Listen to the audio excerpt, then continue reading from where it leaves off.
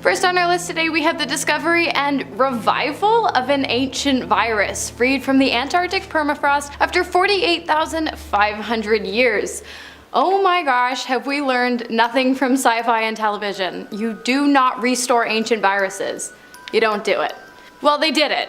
The zombie virus was discovered as a result of melting ice in the Antarctic region after laying dormant for tens of thousands of years. And honestly, scientists believe that while the risks are low, much like your ex, it does raise red flags as a potential endangerment to human health. The virus was returned to its former infectious glory in a lab after being inserted with cultured cells. Luckily for us, as of yet, scientists have only attempted to reanimate viruses that target single-cell amoebas, not humans or animals. That's great and all, but it still seems like pretty risky business to me. The scientist who performed the reanimation maintains he has done so to shed light on the potential risk of more dangerous viruses' ability to resurface and affect humans should the Antarctic permafrost continue to melt. Not only that, but as the ice continues to thaw, it also has the potential to release chemical and radioactive waste into our ecosystems. So, think about that. Next up we have the discovery of a hidden landmass frozen in time and ice and estimated to be bigger than Belgium. The landscape consists of hills and valleys believed to have been carved by ancient rivers over millions of years ago. Its existence was confirmed using a technique called radio echo sounding, which uses sound waves to determine distances based off of which corresponding maps of underground structures and landscapes can be created. Without even laying eyes on an area, we are able to determine the heights of its peaks and the depths of its deepest points. The area of land stretching 32,000 square kilometers, 12,000 square miles, is a scientific marvel, as scientists believe its climate and geology to have been massively different from that of modern-day Antarctica. Which of course brings me to my next point. Also discovered within the ice and hidden beneath the frozen desert were the remains of an estimated 90 million year old subtropical rainforest. Scientists were so excited when, deep beneath the ice, they discovered an incredibly well-preserved network of root systems within a sediment core sample. A sediment core sample is basically like a ground extraction that shows all the layers of sediment that have settled over the last, I guess in this case, 90 million years. Not only did they find root systems, but the soil was so well preserved that they were also able to find traces of pollen, spores, and the remains of flowering plants. Based on these findings, it was concluded that the coast of West Antarctica at one point in time contained a thick, swampy rainforest which was home to a large variety of plant and animal species. Scientists also concluded weather patterns of heavy rainfall and heightened levels of carbon dioxide in the atmosphere. Next on the list we have BLOOD Falls. I apologize for having to spell it out for you. I don't think I'm allowed to say that word on here, but just by the look, I'm sure you can guess where the name comes from. So let's talk about the color. If you want to guess how it happens, I'll give you a moment. Maybe pause the video, head to the comments, lock in your answer. You done? Okay, the answer is iron, but not in the way you'd think. The red waters are rich in iron, but they don't actually turn red until they come into contact with the air. Well, maybe you did think that, but let me explain further. It's actually a mix of iron oxides and hydroxides along with high salt content in the water, chlorine, and magnesium that give the river flow its yellow, orange, and reddish coloring rather than the classic like murky brown we would usually see coming out of eroded sink faucets. Super creepy, but again, super cool. Next up we have the discovery of ancient bacteria like nothing we've ever seen on Earth before. Like, it's so strange, scientists wonder if it might possibly have come from like outer space. Perhaps a passenger on an ancient asteroid that arrived on Earth millions of years ago. And why do they think that? Well, because generally bacteria has a minimum requirement of 6 things it needs in order to survive, and those things are food, acidity, time, generally a warm temperature, oxygen, and moisture. But this bacteria just needs air, making it an absolute scientific anomaly and a massive discovery that moves us forward in our understanding of the way in which extraterrestrial organisms might be able to survive on other planets and in space. What do you guys think? As we move past our halfway point, let's go beneath the ice all the way down to the Antarctic seafloor, where the once lost ship Endurance was discovered in impeccable condition, preserved by the country's icy waters. For a long time, the Endurance shipwreck remained one of the greatest undiscovered mysteries, but that all changed in 2022 when, at a depth of 3,008 meters, the vessel was found, and that's 9,868.8 feet. The discovery was made via a combination of helicopters, underwater robots, and other state-of-the-art technology, which allowed it to be remotely filmed and explored. Although the wreck was crushed by ice and sunk over 100 years ago, the ship's name was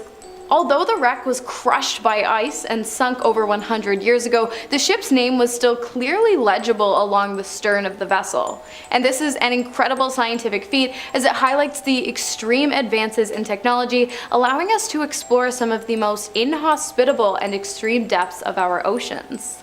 And next up we have a freaky looking, lanky underwater insect known as the giant sea spider. While they aren't actually spiders, they are in fact part of the insect family, and they are the largest sea spider found anywhere in the world, with some showing off a leg span of up to 10 inches. Ooh. These animals belong to a rare group that have no need for a respiratory system, breathing instead through their digestive system.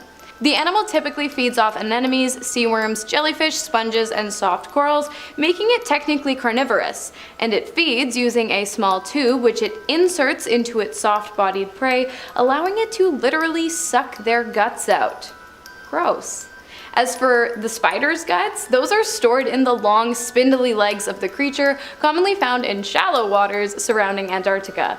However, they have also been spotted at depths of 7,000 meters, 23,000 feet, making them highly adaptable to changes in both pressure and environment.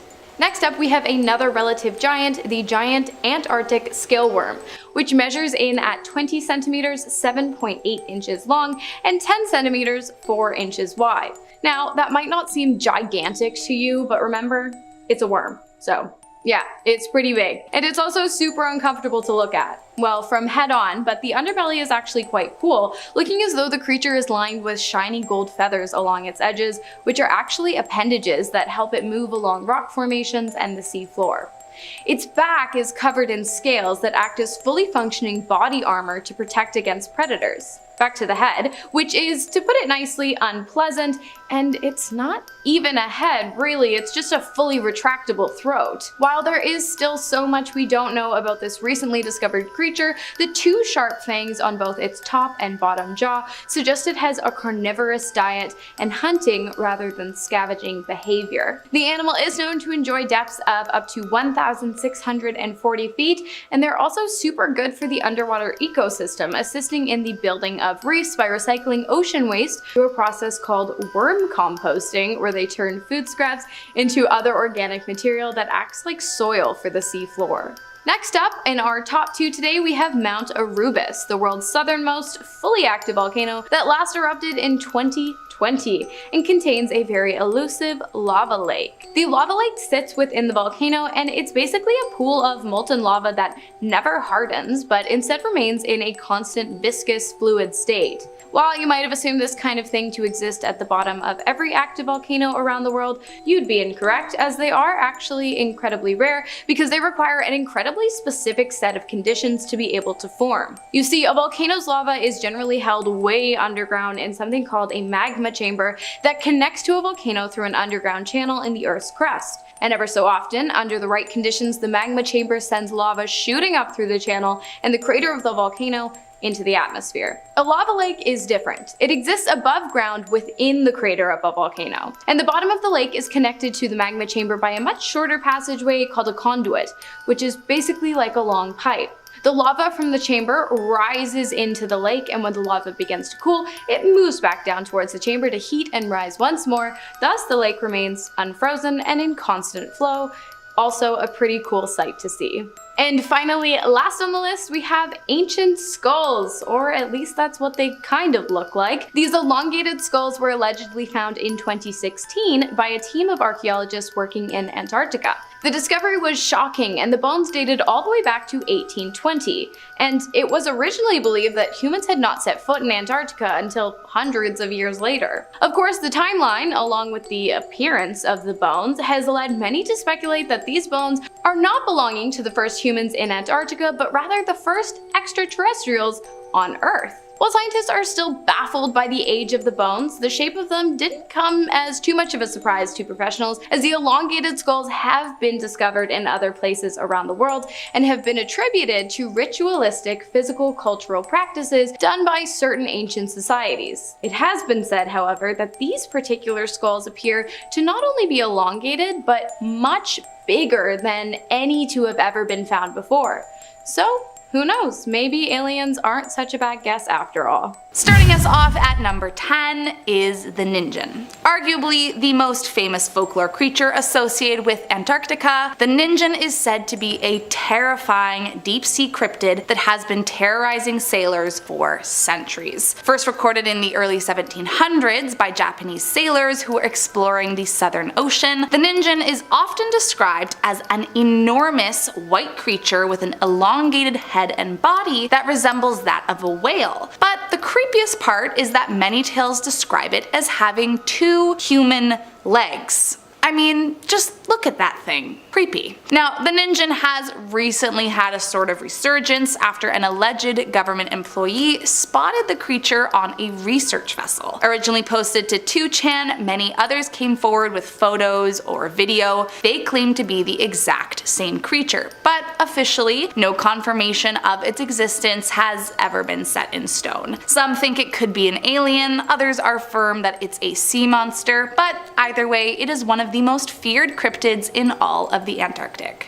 Moving on to number 9, Antarctic Godzilla. Deep in the freezing temperatures of the Antarctic Sea, it's said there lies a creature so frightening that even one look into their eyes could be your last. Allegedly first spotted by a Japanese research trip in 1958, the Antarctic Godzilla is described as a monster with a head length of 30 inches who looks like a cow from the front but a monkey from the top. Said to be covered in brown dark hair with large eyes and pointed ears, the worst and scariest part of this creature is the serrated fin on its back that it can use to slice you in two at the slightest sign of aggression, which frankly sounds terrifying. But it only gets worse. So as this creature is named Antarctic Godzilla, it's, supposed to be super huge and terrifying, but it's believed that it can survive in not just water, but land too. So pretty much you are never safe. So really it's just one more reason that visiting the Antarctic isn't really for me. Moving on to number 8, an alien base. We have reached that time in our list where we get to talk about everyone's favorite mysterious being, the aliens, of course. Now when it comes to aliens, there are lots of opinions about how real or not real they are, but if this next story is to be believed, there is allegedly a secret alien base with advanced and unconventional weapons hidden in the icy waters of the Antarctic. So according to a video uploaded by UFO hunters, a mysterious anomaly about 180 kilometers off the coast of Antarctica has been spotted, and they think not only is it some kind of hangar for a spaceship, but that actual aliens are likely residing there too. Now this may be more on the conspiracy side of things rather than urban legend, but whatever, it's all fun. Believers claim that an expedition should be organized so we can confirm the existence of the aliens, but others think that if we aren't careful, we may just kick off an intergalactic war. So whatever it is, let's just hope we tread carefully. Moving on to number 7, Deception Island Sea Monster. In 1906, a Norwegian-Chilean whaling company started using Whalers Bay as a base for their factory ship. Other operations followed closely behind them, and then the next thing you know, it was a boomtown. But then, by just 1931, after a sweeping decline in the market for whale oil due to the Great Depression, the island was abandoned. Since then, it has quite literally been a ghost town, with visitors reporting seeing strange orbs of light coming from the abandoned huts, seeing apparitions of people walking around, and even hearing disembodied voices. But it's not just ghosts and ghouls that are said to creep around the island, but a mysterious, inexplicable monster as well. This satellite image found on Google Earth has spawned numerous theories about what could be hiding in the area, but so far no one has ever come across it to be able to find out more. Next up at number 6, the Drake Passage. So obviously the Drake Passage itself is not an urban legend, there's no question about that, but there are many urban legends that go along with it. As many people likely already know, the Drake Passage is considered to be one of the most powerful convergence of seas. Located where the Atlantic and the Pacific Ocean converge with the southern seas, it is notorious for its treacherous waters, and even more notorious for the alleged souls who lost their lives while trying to cross it. It's said over the years that more than 1,000 people have died attempting to pass through its terrifying and turbulent waves, and many believe that all who have lost their lives to the passage remain haunting the waters to warn those that attempt the feat to turn back. However, the most terrifying legends say they are not there to warn you. They are trying to bring you into their realm with them. So, cross the Drake Passage if you dare. Moving on to number 5, fallen angels. According to the Book of Enoch, which is an ancient Hebrew apocalyptic religious text, thousands of years ago, 200 fallen angels came down to earth and found solace on Mount Hermon. Upon their arrival, the fallen angels began to intertwine themselves with the inhabitants of the area, stealing away their daughters for themselves, and soon a war broke out with a hybrid race of giants called the Nephilim that ultimately punished the angels for eternity. After losing the war, it's said the fallen angels were sent to be imprisoned in a mountain in Antarctica, where they will remain frozen for eternity. But of course, there could be a way out of eternity, and some believe if we aren't careful, one wrong move could unleash them from their icy prison and send the world into a celestial war. Coming in at number 4, a fascist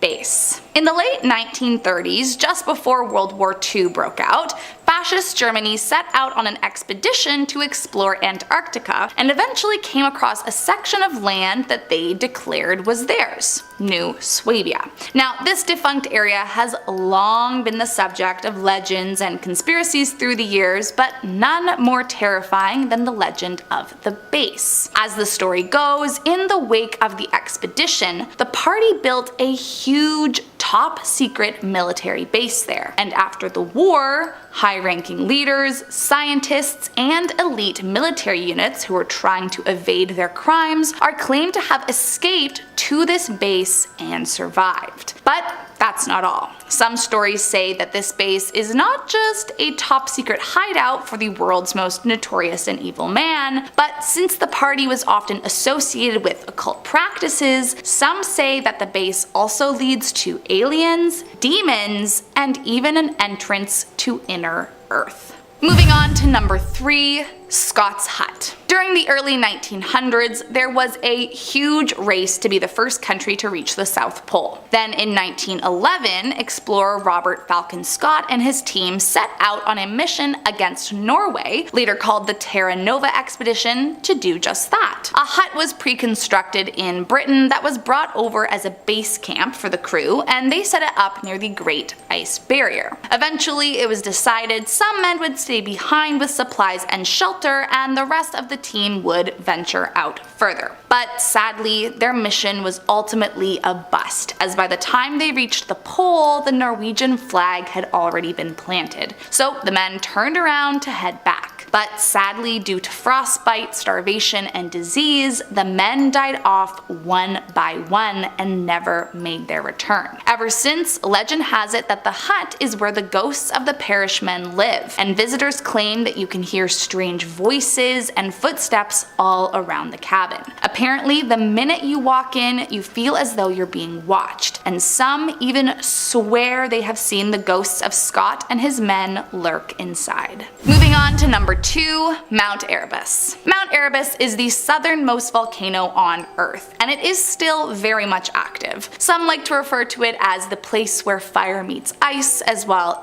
inside the mountain it is still swirling with hot molten magma, the outside remains frozen solid and surrounded by ice caves. And while that might sound super cool, it is also the site of the infamous Ross Island plane crash, and that is where our urban legend begins. One fateful day in 1979, a tourist plane from New Zealand was flying over Antarctica. Though exactly what happened is unknown, somehow the computer directing the flight got rerouted, and instead of taking the usual route, ended up flying dangerously close to the mountain, and in the blink of an eye, the plane crashed, instantly killing all 257 passengers and crew members on board. Said to be overwhelmed with ghosts seeking revenge for having their lives taken too soon, many of the spirits are said to roam the island, wandering around the frigid landscape, waiting for unsuspecting visitors to walk past. And some say that if you walk past the mountain, you can still hear the screams of the victims who lost their lives to the crash. And last up in our number 1 spot today, the ghost ship of Jenny. As the legend goes, while crossing over the Drake Passage in 1823, the British vessel Jenny got stuck in the ice and was never seen again. For years, no one knew where it really was, what had happened to the boat, or if the crew had survived the treacherous crash. However, about 20 years later, it's said a whaling ship discovered them and, believing it to be the legendary Jenny, decided to go on board and check out what might still be on it. Legend says the crew made their way onto the ship, but were horrified to find all the bodies frozen solid and perfectly preserved by the ice. However, the most disturbing part was the note they found in the hand of a corpse they believed to be the captain. The note read, May 4th, 1823. No food for 71 days. I am the only one left alive. It's said the crew were so frightened of the sight that they left all the bodies alone and took only the logbook when they left. However, no one has ever seen the logbook or Jenny again, nor has anyone ever seen the men who allegedly discovered Jenny all those years ago. And we're kicking off this list with pyramids. So a couple years back, satellite images revealed a mysterious triangular formation in Antarctica's desolate landscape. When the images hit social media, debates and speculations about the origin of this quote-unquote pyramid began. The pyramid shape appeared in satellite images of the Ellsworth mountain range located in the southern reaches of Antarctica. It seemed to have a striking resemblance to the dimensions of Egypt's iconic Great Pyramid of Giza, measuring 2 kilometers in each direction from its square base. And as these images circulated on social media platforms, the conspiracy theories began to flow. Now, scientists attribute these formations to natural processes and optical illusions, but perhaps there's a deeper secret being hidden from us in the cold, inhospitable terrain of Antarctica. Was there some ancient civilization that used to call the South Pole home? Did a group of beings from somewhere beyond our planet construct it? I don't know, I'm just here to ask the important questions. And now I'm here to tell you that if you are liking our channel so far, if you're new here, why not hit that subscribe button? We have awesome videos coming at you on the daily, plenty to see. Don't miss out. Do that right now. Next up, we have the ANITA discovery. The Antarctic Impulsive Transient Antenna, or ANITA, is a sophisticated scientific tool in the form of a high-tech balloon operated by NASA, floating above Antarctica. Its mission is to track subatomic particles generated by the interactions of high-energy neutrinos entering Earth's atmosphere from the depths of space. But a few years ago, ANITA made a strange discovery. It detected neutrinos seemingly originating from beneath the Earth's surface, quite the departure from its intended a function of capturing spaceborne neutrinos. One of the more fun hypotheses behind this is that these detected particles may be signs of a possible parallel universe where the fundamental laws of our own universe might operate in complete reverse. Now, this is really just speculative, but it's a pretty fascinating idea. Scientists were pretty perplexed by these findings, and as of right now, there still isn't a definitive explanation. At number 8, we have the Ross Island haunting. Ross Island is not only home to the McMurdo Station, a hub for scientific research, it also harbors something much darker. It's rumored to be haunted. There was a tragic plane crash on the island in 1979, and this crash claimed the lives of 257 people. Over the years, visitors to Ross Island have reported unsettling occurrences describing ghostly footsteps echoing in the icy darkness and mysterious voices that seem to emanate from nowhere. Some claim to have come face to face with full-on apparitions, believing to be the restless spirits of the plane crash victims, wandering the frigid snow-covered landscape for eternity. The haunting stories surrounding Ross Island have continued to be passed down through generations of Antarctic explorers and researchers. Number 7, the UFO crash landing. In 2018, an ex-Navy SEAL who had worked in the South Pole revealed some intriguing information to an investigative journalist named Linda Moulton Howe about an alien structure he once visited. He wished to remain anonymous as this information was highly classified. In August of 2003, this individual and his team had been tasked with a highly classified objective under the guise of a research reconnaissance mission. They arrived at their destination where they found a large dark structure protruding from the ice. There were doors on it, these big square slabs cut into the structure that when you push on kind of receded into the building, opening up into this long hallway. The inside of the structure was lit green by an unknown source, and adorning the walls were strange hieroglyphics. But they didn't resemble any hieroglyphics seen here on Earth. This is a pretty outlandish story.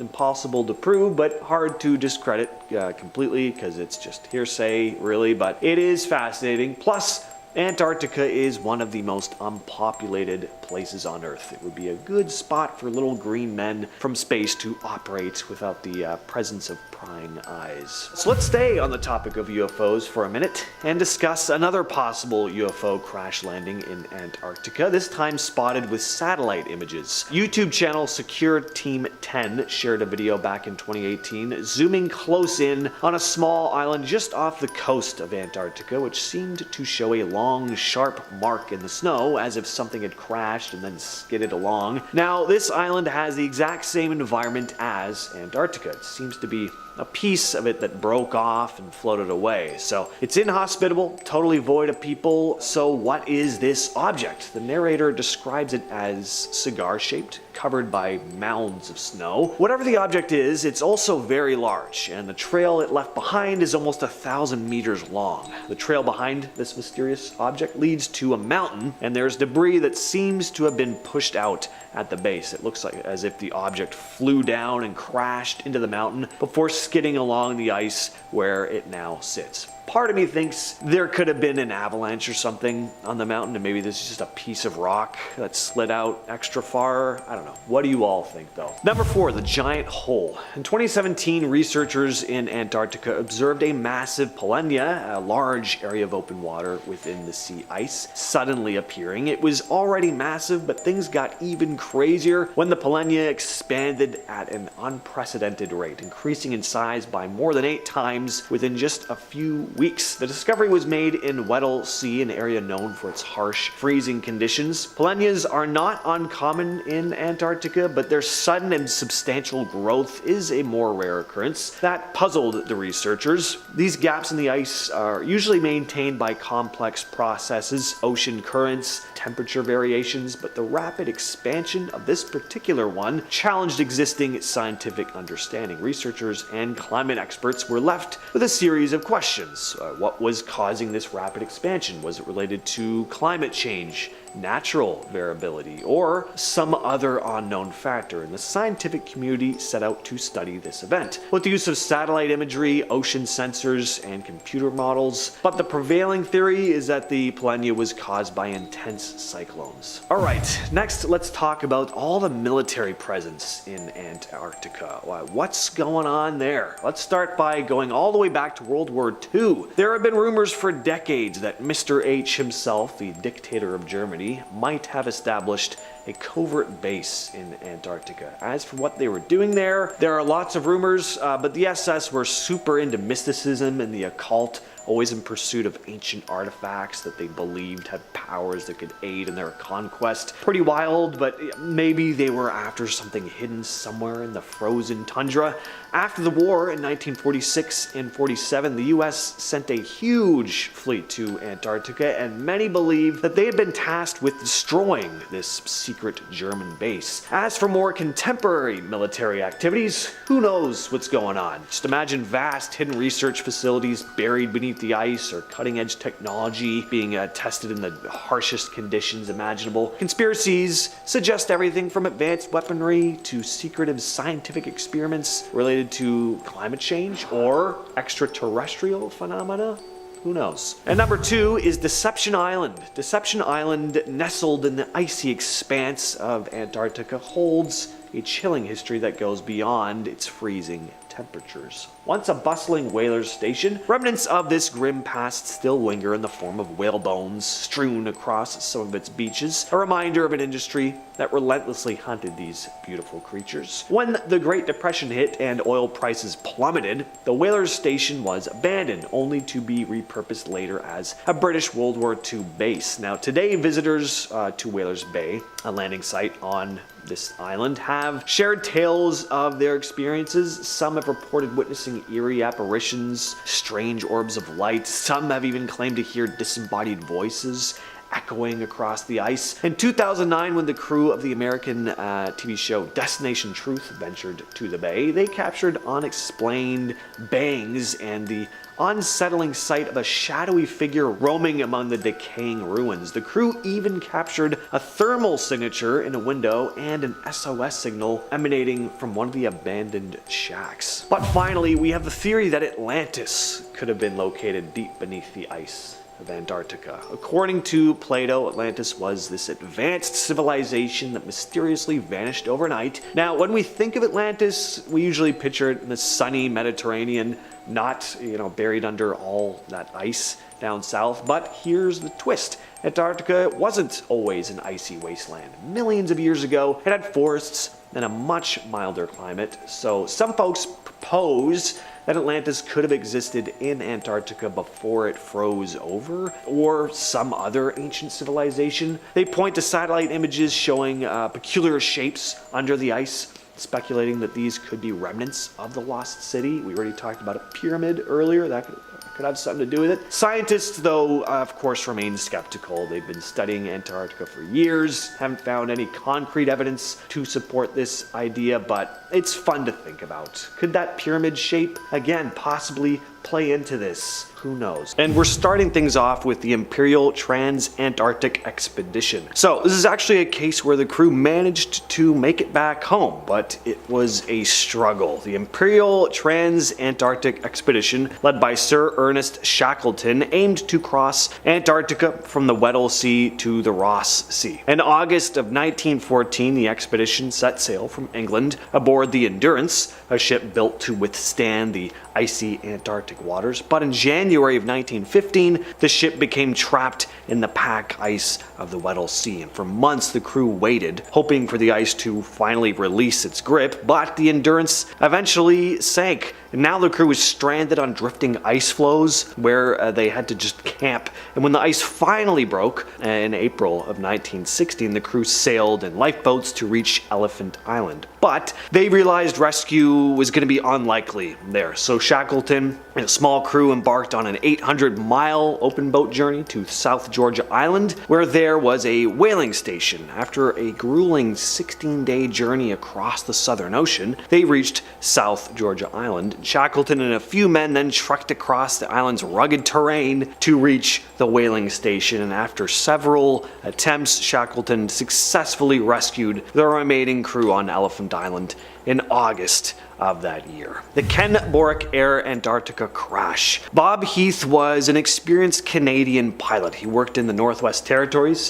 piloting scientists to ice floes to study polar bears, and during the fall he would pilot a twin otter all the way to Antarctica. This would be a 4-day-long trip. There he'd spend the entire winter piloting scientists to various research stations. When spring hit, he'd travel back home, making pit stops on his way to visit family in Winnipeg and Toronto. In 2013, Heath took off on another flight to Antarctica along with 2 other crew, and they were set to arrive at Terra Nova Bay Research Station, but they never showed up. 2 days went by with no sign of the crew until a search and rescue crew spotted the tail of the plane jutting out from a snow-covered mountain in the Queen Alexandra mountain range. The crash was determined to be unsurvivable. What makes the case even more distressing is that the bodies were never recovered, as attempting to do so would be incredibly dangerous. They had just crashed in too precarious a spot. Number 8. Flight 571. On October 13th, 1972, Uruguayan Air Force Flight 571, carrying 45 passengers and crew, including members of the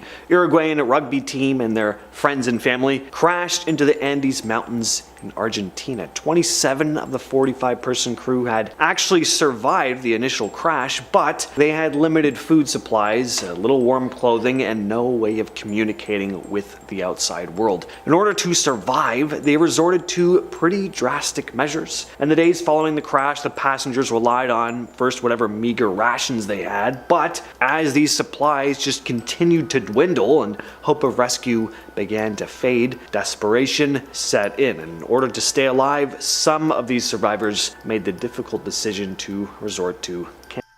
They consumed the bodies of the deceased passengers who had died in the crash or succumbed to the harsh weather conditions, and after more than 2 months in the mountains, 2 of the passengers finally managed to make contact with 3 men on horseback, like days out from their initial crash landing site, and these guys ended up going for help, and finally, after 72 days in the wilderness, the remaining 14 survivors were rescued. In at number 7, we have the Swedish Antarctic Expedition. The Swedish Antarctic Expedition of 1901 to 1904, led by Otto Nordenskjöld, encountered a crisis when their ship, which was actually called the Antarctic, got stuck in the ice of the Weddell Sea in 1903. They were unable to free the ship, forcing the crew to abandon it. Stranded on the ice, they survived by hunting seals and penguins, melting ice for water, and constructing a basic shelter made out of stone. They waited for rescue for almost a year, and then in November of 1903, the crew managed to launch lifeboats and reached Paulette Island, finding supplies from a previous expedition. They had to camp out for yet another whole winter before finally being rescued in November of 1904 by the Argentine corvette Uruguay. A happy ending, but a failed expedition. 2 winters spent anywhere but indoors, especially in Antarctica. That is a disaster to me. The Comandante Ferraz Station fire. On February 25th, 2012, at the Brazilian Antarctic Research Station in Antarctica, a deadly fire broke out. The fire resulted in the loss of 2 lives. The fire broke out in a machine room at the station, quickly spreading due to the intense winds and the flammable materials inside. 69 people present at the station were evacuated, but tragically 2 members of the Brazilian Navy lost their lives during the incident. The fire completely destroyed a significant portion of the research station, laboratories, living quarters, as well as valuable scientific equipment. It's believed that the fire broke out after an explosion caused by a short circuit. Next, we have the disappearance of Carl R. Dish. Carl Robert Dish was an ionospheric physicist working for the National Bureau of Standards. He disappeared near Bird Station, Antarctica on May 8, 1965, and is presumed dead. Dish was stationed at the radio noise building of Bird Station, where he conducted ionospheric studies. On the morning of May 8th, He left the radio noise building to return to the main station complex. When he failed to arrive at the main station within a reasonable time, though, a search was launched. They spotted his trail at first, but the search party had to return to the station to refuel, and by the time they returned, his trail had been covered by drifting snow and he was never found. They tried to increase the visibility of the station, they fired off flares, they used extra floodlights, but there was still no sign of him. And what made things even worse was the temperatures had dropped as low as -42. The search was eventually called off on May 14th and Dish was declared presumed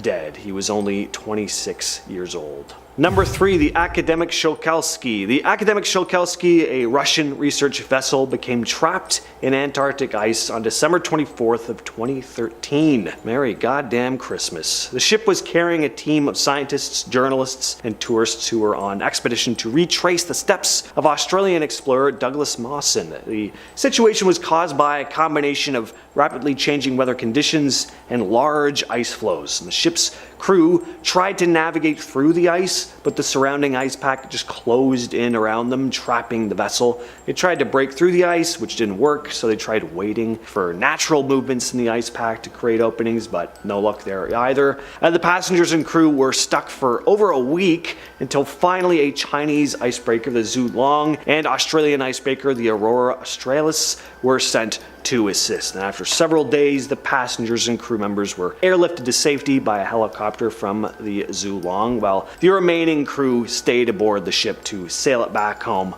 once the conditions were more favorable. Eventually, a break in the ice did allow for the ship to maneuver and escape on January 7th, reaching open water and ending the entire ordeal. The tragic incident involving Jeremy Bailey, David Wild, John Wilson, and John Ross occurred in 1965 near the Heim Fort Mountains in East Antarctica. So this group was traveling on a muskeg tractor and its sledges with a team of dogs running behind them. 3 of the men were in the cab of the muskeg and John Ross sat on the sledge at the back, close to the Huskies. Bailey was driving, Wild and Wilson were scanning the ice ahead. At around 8:30, the dogs alongside the sledge suddenly stopped running and the sledge came to an abrupt halt. Ross realized something was off and turned to find that the muskeg had disappeared from view. He ran up to the first sledge to see that it had wedged into the top of a large crevice that ran across their path. The muskeg had fallen about 30 meters or 100 feet into the crevice, with its tracks wedged against one ice wall and the cab flattened against the other. So Ross called out, but there was no response from the men inside the cab down there. After some time, Bailey's voice was actually heard, confirming that Wild had died, and both Bailey and Wilson were seriously injured. Ross tried descending into the crevice to help, but it was pretty treacherous. Bailey told Ross, don't come down here, don't risk it. But Ross started descending anyway. It was clear that Bailey was also severely injured, unable to move. Ross continued his attempts to reach them, but Bailey eventually stopped responding. The last sound Ross heard from the crevice was a scream from Bailey. Finally, we have the Terra Nova expedition. The Terra Nova expedition, led by Captain Robert Falcon Scott, was a British Antarctic expedition that took place between 1910 and 1913. The primary objective was to be the first to reach the South Pole. And in January 1911, the expedition established its base, known as Cape Evans on Ross Island in Antarctica. Over the next 2 years, the team conducted scientific research and made some attempts to reach the South Pole, but on January 17th of 1912, after a long and brutal journey, a 5-man party led by Scott finally reached the South Pole, only to be met with a Norwegian flag planted in the ground. Yeah, a Norwegian expedition led by Roald Amundsen had beaten them to the punch just over a month earlier. There's a photo online of the group just after they'd reached their destination and made that disappointing discovery. It's pretty rough to look at. And now, completely disheartened, the team began their long journey back to Cape Evans, but they would never make it back. They faced increasingly harsh conditions on their return journey. By late March of 1912, they were caught in a fierce blizzard, unable to continue their journey, and the men were just stuck in their tents basically. They struggled with frostbite, complete exhaustion and starvation. Scott and his two remaining companions, Edward Wilson and Henry Bowers, died in extreme cold and exhaustion in their tent, just 11 miles from a supply depot. At number 10 is the Axis Powers Base. In the late 1930s, the Fascist Party from World War II stirred up quite a bit of intrigue with their Arctic escapades. But what was really going on? Well, it all started with a German expedition from December 1938 to April 1939 on the ship MS Schwabenland. Their mission was to claim a slice of Antarctica known today as Drowning Maud Land. That's gonna come up multiple times throughout this video, so remember that. On paper, their main motivation of this expedition was to protect the German whaling industry. Or so they claimed. The Schwabenland was packing some cool gear like a steam catapult and 2 Dornier wall flying boats. These babies were used to snap pics of a whopping 600,000 square kilometers of the frozen landscape. They dropped a bunch of aluminum flags from the plane and left some on foot expeditions, but none of these flags have ever been seen again. The Germans swooped in and officially claimed and surveyed land as New Schwabenland in August of 1939, but then World War II came along and spoiled their base building plans. Or so they claim. The German claim to this slice of Antarctica was dropped in 1945, and there's no hard evidence of them doing much else in Antarctica during World War II at this time. Or so they claimed. At number 9 is the British Operation Tabarin. Tabarin?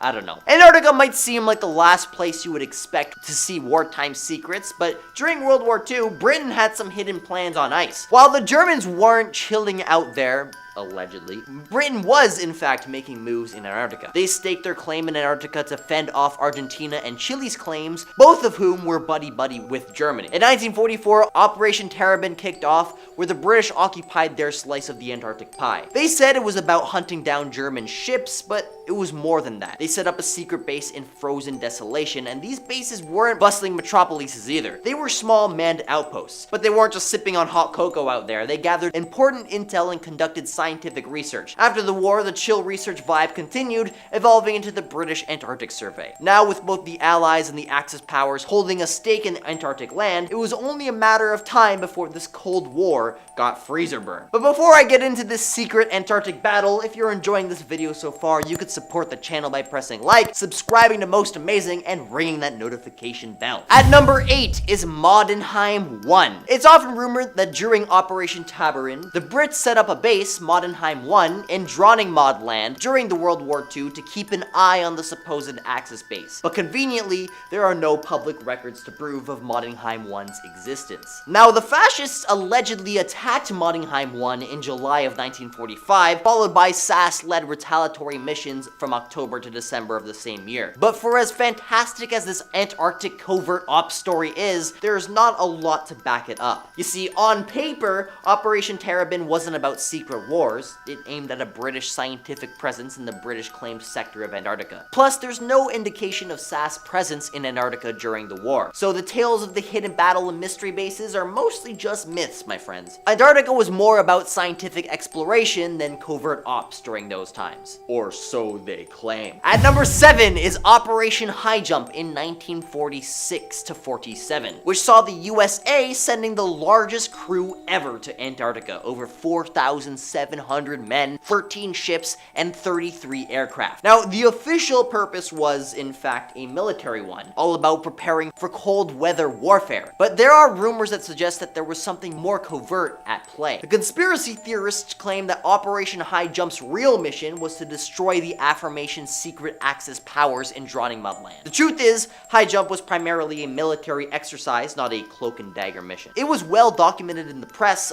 as the expedition was accompanied by journalists, and official reports were released. While it might have been classified as confidential, it was never really a secret. No flying saucers chased them away. It was just the unpredictability of harsh Antarctic conditions that ended their mission early. Or so they claim. At number 6, Operation Argus Nuclear Bomb. bombs. So there were a lot of talk about these supposed secret bases in Antarctica, but let's delve into some facts here. You see, back in 1958, the US conducted 3 nuclear explosions during Operation Argus over the South Atlantic, not directly over Antarctica. These were high-altitude tests aimed at potentially disrupting radar, radio, and electronics of satellites and missiles during the Cold War. Now, the whole idea that these bases were meant to destroy the fascist bases in Drowning Mad Land is just a narrative not supported by evidence. In fact, if these nukes had gone off near Antarctica, the radioactive fallout would have shown up in ice from across the region, but no such peaks of radioisotopes have ever been found in those ice cores.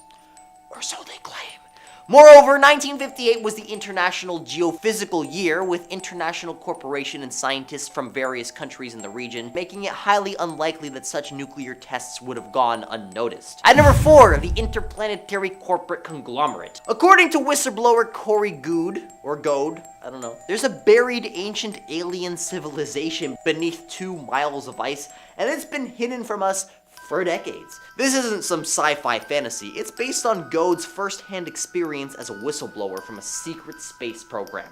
Allegedly. The story goes back to the 1939 Arctic German expedition. The ancient beings he refers to, called the pre-Adamites, were giants with elongated skulls, and their technology and remnants have allegedly been removed from the site, but only a select few knows what else was discovered. The timing of this revelation is quite interesting, as it might serve as a distraction from explosive global events, including allegations of trafficking among the elite. I don't know how that ties in, but okay. At number 3 on the list is Admiral Bird's Crystal City. The esteemed US naval officer and explorer Admiral Richard Bird was one of the first pilots to fly over both poles, who actually organized Operation High Jump himself, which, as I said, was the largest expedition to ever travel to Antarctica, with all kinds of ships, aircraft, and crew, in order to scout out locations for potential military bases. But during his explorations, Admiral Bird allegedly came upon something highly unexpected. The following comes from not a public account, but from his own diary, which was discovered by his son after Bird's passing, in which he recounts an extraordinary story. Upon encountering a large cave in the South Pole, through which he could easily fly his plane, Bird steers his plane into an opening and flew under the earth. And as he flew within the massive cave, he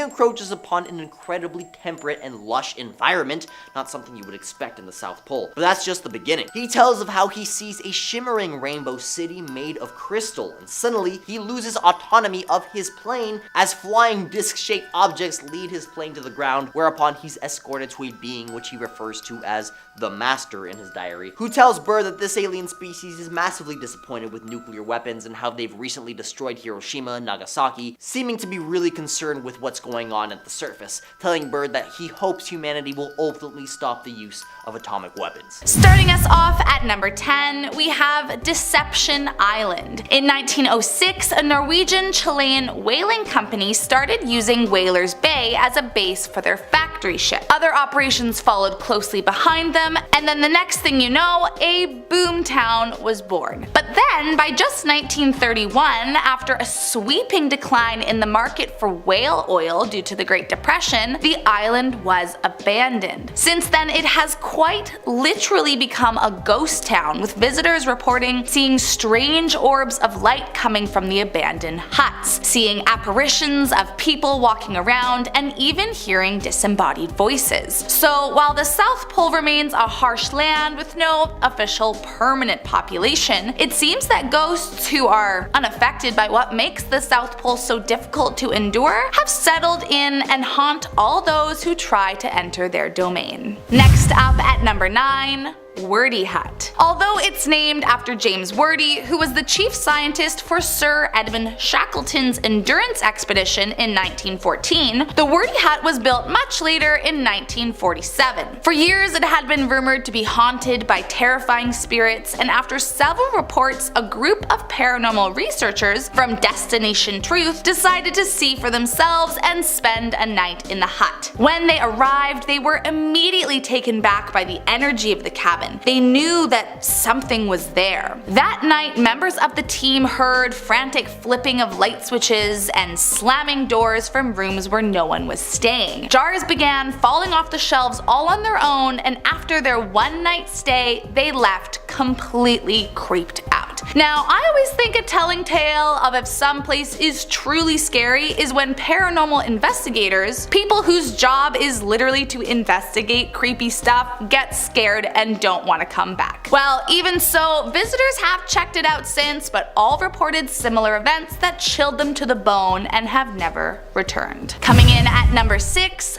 Shackleton's Hut. Antarctica is mainly a destination visited by scientists and explorers, but considering many of the early explorers died while on these trips, it also makes a lot of sense as to why they are all haunted. And one man who claimed to be a non-believer of ghosts would return from his trip thinking much differently. His name was Sir Edmund Hillary, and he was a New Zealand mountaineer and explorer who in 1953, along with his Sherpa, was the first known person to reach the summit of Mount Everest. So after conquering the mountain, he was looking for another adventure and sought out the South Pole 5 years later. When he arrived, he stayed in Sir Ernest Shackleton's abandoned hut from his famous endurance expedition. And when he was there, he claims to have seen Shackleton's ghost walk towards him and welcome him to the hut before vanishing right in front of his eyes. Ever since, it's been known as a paranormal hotspot, and many who visit leave terrified by what they see. Next up at number 4, Ross Island. Home to one of the most recognized research stations across the continent, it's also the site of a devastating plane crash that left the island drowning in lost spirits. Back in 1977, New Zealand began operating sightseeing trips via plane over Antarctica, but in 1979, a true disaster would strike. Though exactly what happened is unknown, somehow the computer directing the flight got rerouted, and instead of taking its usual trip, it ended up flying dangerously close to a nearby mountain. All of a sudden, in the blink of an eye, the plane crashed, instantly killing all 257 passengers and crew members on board. Today, those that visit the island claim to hear unsettling voices in the darkness, as well as strange ghostly footsteps. Some say they have even seen what they believe to be the flight victims wandering around the frigid landscape, eerily moaning and crying at night. So while there may be some beautiful places to visit, you might want to steer clear of this haunted island altogether. Coming in at number 3, a Soviet military base. Back in 2009, scientists passing through the icy scape came across a strange and concerning discovery. While exploring what's called the Pole of Inaccessibility, which is the point furthest from the sea in Antarctica, the group found a random monument with a bust of Vladimir Lenin perched on top. Now, if you don't know who that is or why that's a little bit creepy, let me explain. Vladimir Lenin was the founder of the Soviet Union and first head of government under the new regime. It was under his ruling that Russia became a one-party communist state. So upon discovering his lone bust in the middle of nowhere, the scientists decided it might be a good idea to keep exploring. After some digging, they happened upon an old Soviet military base that was covered by mountains of snow, and they realized that the bust was facing the direction of Moscow. Now, no one knows how long the bust has been there, and even creepier, no one knows why it's there. But many suspect that it might be the place where Lenin was buried back in 1924, and it's thought that his ghost may still haunt the area to this day.